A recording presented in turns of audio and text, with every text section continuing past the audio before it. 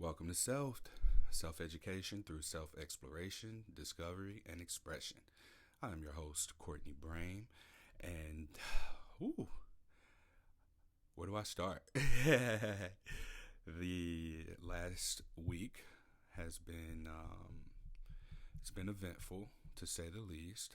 Tomorrow, I have my first actual presentation for a sexual health conference that I'm presenting on the integration of mental health resources and STD prevention efforts for the sake of striving toward use of the word minimization instead of prevention to encourage advocacy from people who were failed by STD prevention efforts and the sex education that uplifts it, rather than us coming off as failures. Um, we can actually take our experience and use it to empower not only ourselves but the people that we come into contact with. Anyone we may share our stories with, our experience with. When people know someone who's encountered an STI before, sexually transmitted infection, then it changes the way that they view infections because it more so humanizes the person who has it, who gets it, whether it's something curable or something that's manageable.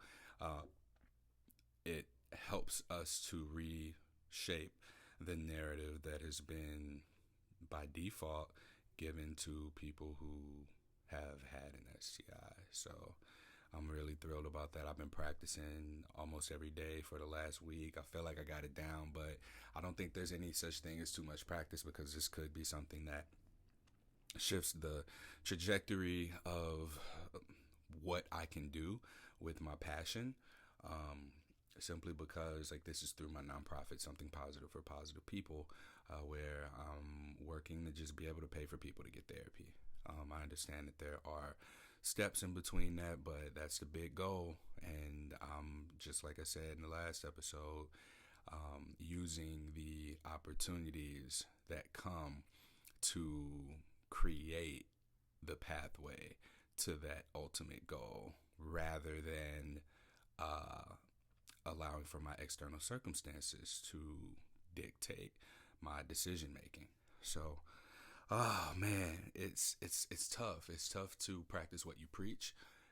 It's so easy to tell other people what to do because you don't have to deal with the consequences, and also you don't know what their full situation is.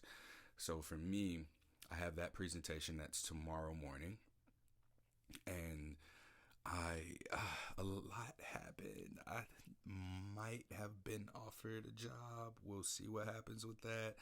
And it's full time, like 40 or more hours a week, and it's on site. And if I do this, that is really, really, really, really going to impact my extracurricular activities. I don't know how soon they would want the person to start, but I have yoga teacher training through November. I have a 30-hour project that I also need to complete in order to meet the qualifications for becoming 500-hour certified, I believe. Whatever it is, when you complete a 200-hour and then you complete a 300-hour, I'll be whatever that is. So I don't know if the new certification takes priority over the previous one or if you combine the two, but we'll see. There's that, and then I'm so close to really breaking through, being able to pay myself through Something Positive for Positive People. I haven't been paying myself. It's been really self-funded, and the people's donations have supported therapy and any sort of networking, relationship building tasks that I've also had to do have been done as well through that. But it hasn't been enough for me to pay myself a living wage. I don't even make a living wage. Yeah, I'm a personal trainer. I teach yoga classes, but really with the pandemic, it's been we more so are keeping our clients where we are right now. We trust our people to let us know if they're sick or not feeling well. We trust them to be like, hey, I'm not going to come in because ... right? So we don't want to bring in too many new people who might not have that kind of rapport with us yet, because then, if other people get sick, then we don't make money. So It's a complicated situation that I'm in that I really need to process. I've gone through the process of updating my resume. I went on ahead and applied for the job because that's something to negotiate, considering it's for a nonprofit that's in the sexual health sector, and I have a nonprofit in the sexual health sector. So I'm looking at it from one way. There's a lot of opportunity here to meet people. There's a lot of opportunity to network. There's a lot of opportunity to touch base with other sexual health, sexuality professionals that I otherwise may not have contact with. And I can probably learn about other conferences that are available to me through being a part of this organization full time as an employee. Uh, but yeah, and I'll have a salary. So right now, I think that that's probably what's driving 95% of my decision making because, yeah, if I didn't need the money, I'd probably just continue doing exactly what I've been doing. I'm not like a financially motivated person, but over the last 4 years, I've been self-employed, and I've had multiple jobs or multiple streams of income for the last for the last 4 years, ever since I quit my media job and moved back home to St. Louis. I've been able to support myself just through having great connections, um, to people who, like, someone let me sublease for, and then subleasing the office that I was leasing from didn't ask me about my employment. They just took the paperwork and let me renew my lease, and then I transferred. And so I've gotten real lucky with not having to show my income because I should not be able to afford where I live. And then fortunately, unemployment from 2020 came through, and I was able to use that.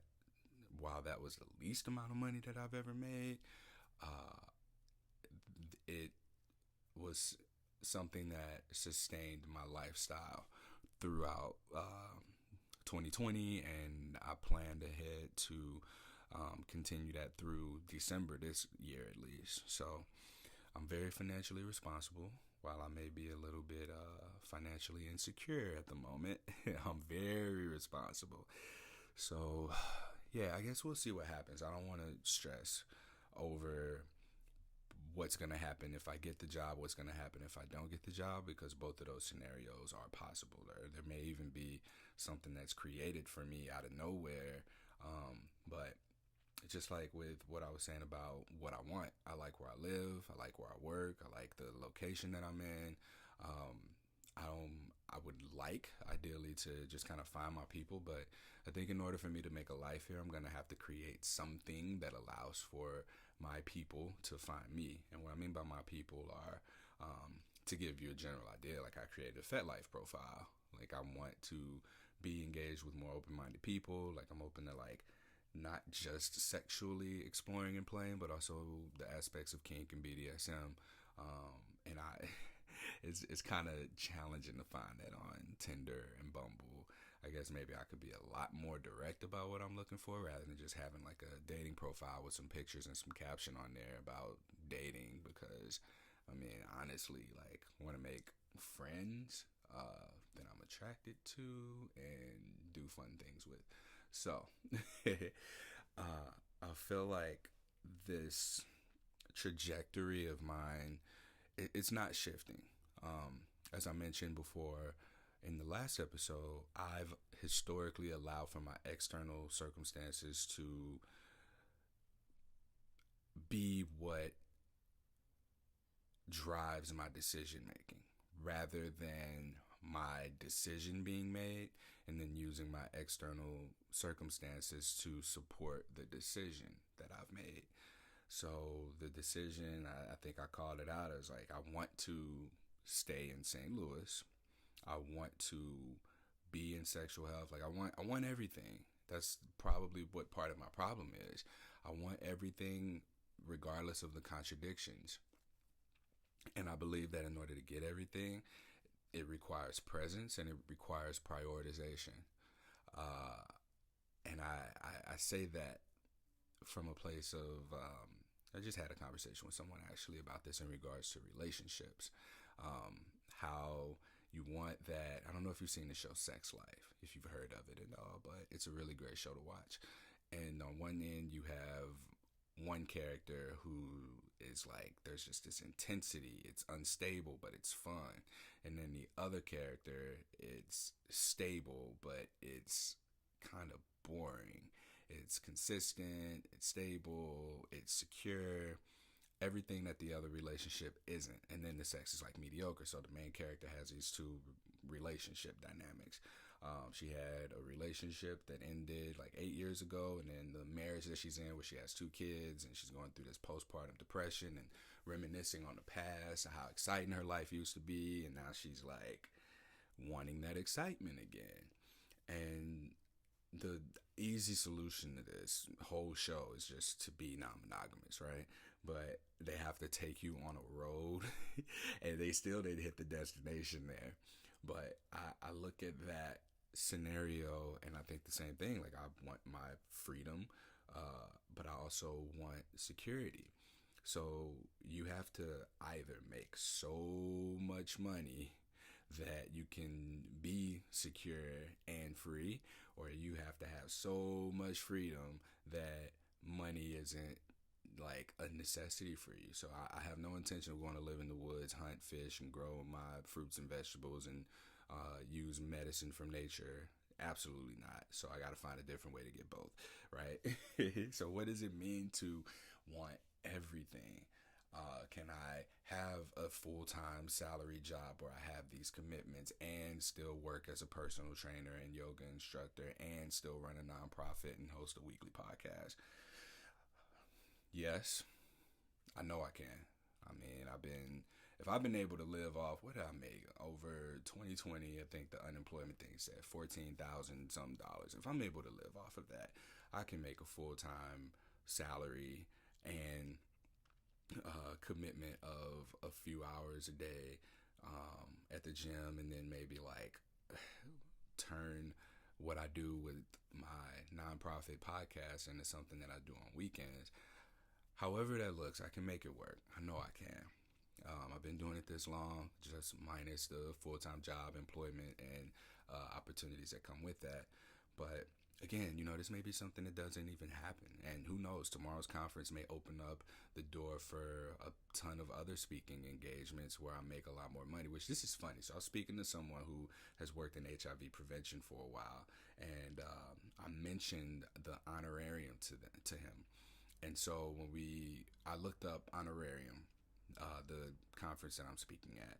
They asked me if I were to be paid, how much would I want? And I was like, I don't know. So I Googled, and to me, this had been my first speaking event. I haven't done a speaking event in my mind before. Like, I've hosted a podcast and I've been interviewed on podcasts. And in my mind at the time, that was it. So the minimum was like $250, and the maximum was like a few $1,000s. I was like, I'll take 500 if you guys are gonna do that. So they are paying me $500. So I talked to this guy and I was like, yeah, so there's honorarium. Like, what do I base speaking experience off of? And like, how much do I ask for? So he emailed me and was like, oh, well, that depends. You could probably easily ask for 10 grand. And I was like, yo, how did I do that? How did I pull that off? So after that, I decided to go through and look at all of the speaking that I've done. And I see, like, there was South by Southwest in 2019.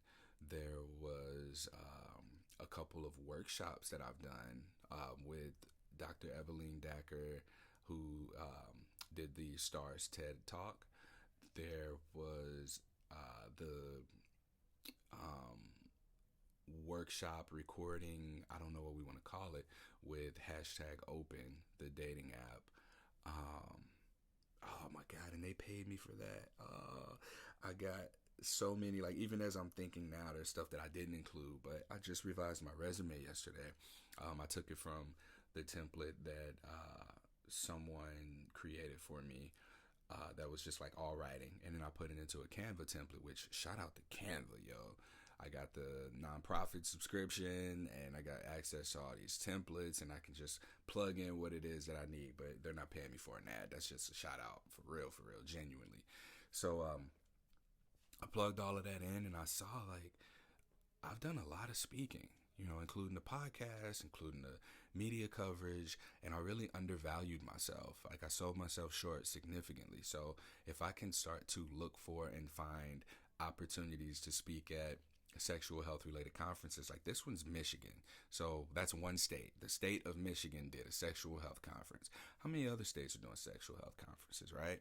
How many of these can I ask for a little bit more money each time I develop and have the experience? How much networking am I doing if people are in these spaces and they're like, oh, Courtney Brame, I heard of him. Something positive for positive people, right? Yeah. Advocating for the integration of mental health resources in STD prevention. That's a very unique perspective, whatever. I can do that. So my plan is to pursue all of the options that I have accessible to me right now and make the best decision that aligns with what my biggest picture goal is from what I'm choosing. So I am choosing to do everything. Ooh, I got that kind of that chill down my spine a little bit. I'm choosing to do everything. What does doing everything look like? It looks like being busy. I'm used to being busy, so it ain't like this is anything new to me, because it isn't. I've been here before. I've played football and maintained a 3.0 in high school, same thing in college, while also working. This ain't nothing new to me. I want everything. And the focus really needs to shift for me, because I recognize that so much of my attention is on women. It's on developing and having these relationships, and like I've been single for a minute, but I'm like single now, and this is the first time that it's been that way in probably over a few years. Actually, I've not been single for a long time. And yeah, I recognize that when I'm single, I think my focus frees up, but then I put it on not being single anymore. Like even if I just have consistent partners that I can spend time with, there's a need for that connection, but my priorities have been on that in the past. And I think that now my priorities really need to be on creating some sort of financial stability for myself. I think Nas said it best. He said, "You will lose money chasing women and never lose women chasing money." And I was like, "Damn, bro, you right." So here I am. I need to shift my priorities so that I can have everything, and I think that finances are my sole insecurity at this point. Like I have one insecurity, and it's my financial situation. I am unaware of what it's gonna look like long term. I'm unaware of I can't even save. So here we are. We at this crossroads of making the decision to move forward with everything. I'm going to finish my yoga teacher training. I'm going to meet all of those requirements. I'm going to go through the application process of this job, and whatever happens next. I'm going to continue to work at the gym and train people. So this is what I got going on. I'm going to continue the podcast. I've ended season 1 of Something Positive for Positive People. And so Squarespace only holds 300 episodes, and I'm having trouble with understanding how that is. Squarespace is the host for my podcast, so for Something Positive for Positive People and for Self. And so I really need to decide how I'm going to move forward, because initially I wanted to do season 2 and make that not necessarily about HSV or STIs, period. I wanted to be very much like how Self is, except Self is just me rather than me interviewing people. A lot of what I talk about on here, I've talked about on Something Positive for Positive People, probably about 20% in the context of having a guest on.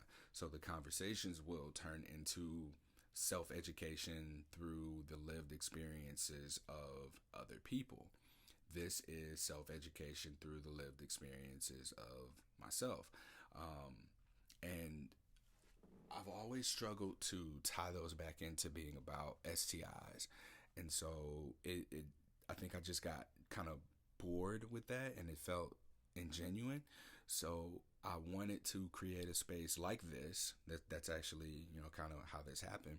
This wasn't just like an out loud journal for me. It was more of I really enjoy what I'm learning, what I'm talking about whenever I connect with the people on something positive and we like talk about their personal experiences, how they navigated and got out of an abusive relationship, how they were able to identify a narcissist partner or parent, and how they navigated that, how people have been exploring their options for healing trauma, alternative ways to therapy if it's not affordable and accessible to them, how people have battled suicide and lost a loved one to suicide, because that's really been the driving force of what my nonprofit is, in that it's a suicide prevention resource. At its core, that's what it is, that's what it has been, that's what it always will be.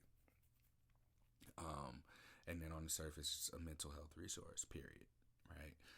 So what's been on my mind lately, and I had this thought yesterday and it feels right, is rather than having a season 2 of something positive for positive people, perhaps just making Selfed the full-time podcast where I bring on guests and I interview them about their lived experiences, so that this can be that self-education resource that's detached from STI, sexual health, and something positive for positive people. So that podcast, something positive for positive people, will live in perpetuity. Yeah, perpetuity. Because also, like, I would like to be able to, the way that I've formatted something positive as a podcast, do that for an organization that is in STD prevention, so that I can continue to do that work in a way that I know it's going to be useful, in a way of like combating stigma. Right now, I know that it's useful in people's day-to-day lives. I know that people reach out and they're like, oh my God, thank you so much. That's going to continue to happen, and there's always going to be someone who comes along and makes a better resource. I am so thrilled for that to continue to happen. My STI advocacy, education, mental health advocacy has to get more direct and with people who are perhaps seemingly unaffected immediately by sexually transmitted infections or STI stigma. So that looks like conferences and attending conferences.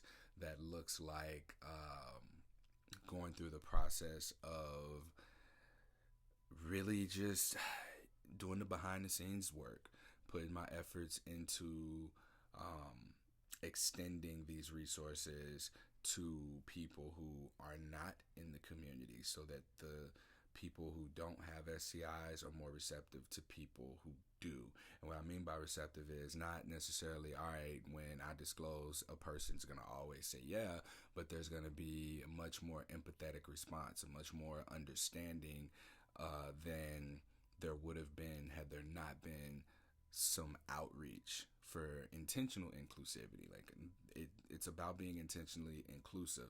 So there's a community of people who are, for instance, living with HSV, the herpes simplex virus, and in that community, these are typically people who are aware of their positive status.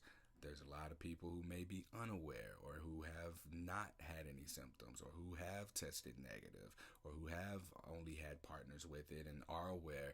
I want to reach out. Something positive for positive people did a great job of reaching in to our community. And so now it's about reaching out to other communities. And that can only be done really behind the scenes. People who don't have STIs don't have a reason to reach out to or connect with anyone who does, or look for any of these resources that are out there and available. until they come into contact with someone who does. So Something Positive has been a great launch pad for people who find that, to be able to dissolve stigma within themselves and then come back, get what they need, and then leave. Like I said on the last episode of that podcast, people should be able to come get what they need and walk away. The only time you should think about herpes is when you're having symptoms and when you're having to disclose, right? And if you need support through that, the podcast is going to be there until it's no longer there. But my advocacy, my efforts, I'm not burnt out by any means. I just understand that there's a time for an evolution, a transition, a transformation. And that transition, that transformation, that evolution is something that's going to have to take place in order for my goal of suicide prevention in the STD prevention space to at least be minimized. I don't want people to kill themselves because they have an STI. It's as simple as that. And if we can eliminate this or minimize this one avenue of suicide and potentially see these rates go down, then I can begin to transition my advocacy into something else. So I really found my place. I found my voice. I found my volume. And so it's a matter of doing what I need to do in order to continue to develop this. This is my value of evolution and liberation and peace. So as I continue to evolve, I continue to liberate, and I continue to find peace at being in alignment with myself and what it is that I'm supposed to be doing and who I'm supposed to be serving. And everything just seems to have always fallen together. Have I used all of my resources to the best of my abilities? No. Consciously now aware that I have access to resources that were not in my range of perspective when I first began on this journey, I will, moving forward. So I want everything, and I want all of these things to happen. I want to serve. I want to continue to heal. I want to continue to heal myself. I want to heal others. That's just what that's what I need. That's what I want. That's what I'm about. And so let's see, it's August, I think today's the 18th, 17th or 18th, 19. Yeah, I think today's the 17th. Hold on, let me look at this. Today is August. Oh, it won't let me chat. Nope, can't chat. It's Tuesday, the week of August 19th, because I know I fly out one of those days. So, yeah,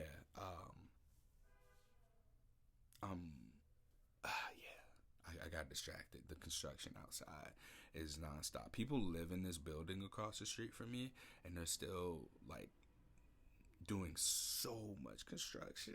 I'll be so happy when it's done. I can record podcasts without hearing all this background noise and without having to get up super duper early in the morning or stay up super duper late at night or record in the middle of the night, waking up from the middle of my sleep.